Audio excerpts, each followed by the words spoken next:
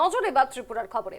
উল্টো রথযাত্রাকে ঘিরে ধর্মনগরে চূড়ান্ত প্রস্তুতি। রাজ্যপালের আগমন উপলক্ষে প্রশাসনের বৈঠক। শুক্রবার তিথি মেনে উল্টো রথযাত্রা এবং এই উপলক্ষে ত্রিপুরার দ্বিতীয় বৃহত্তম শহর ধর্মনগরে সব ধরনের প্রস্তুতি সম্পন্ন করেছে জেলা প্রশাসন।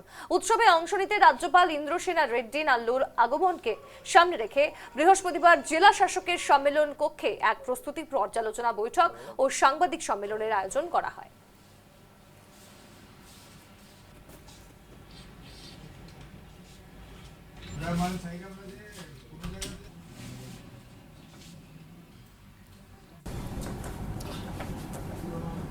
আগামীকালকে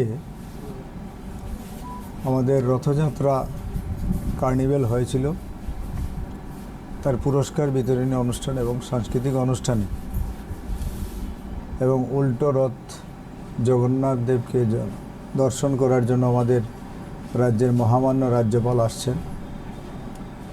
উনি সকালবেলা শিলচরে ট্রেনে করে এখানে আসবেন, তারপর সার্কিট হাউসে যাবেন এবং বিকেল 5:30টায় আমাদের ধর্মনগর টাউন কালীবাড়িতে তিনি যাবেন। সেখানে তিনি মায়ের পুজো করবেন, তারপর ওনাকে সম্বর্ধনা দেওয়া হবে এবং তারপর সাংস্কৃতিক অনুষ্ঠান থাকবে। তারপরে তিনি রথযাত্রা রথ কালীবাড়ি টাউন কালীবাড়ির সামনের দিকে রথগুলো আস্তে আস্তে এগিয়ে যাবে, তিনি দর্শন করবেন জগন্নাথ দেবকে।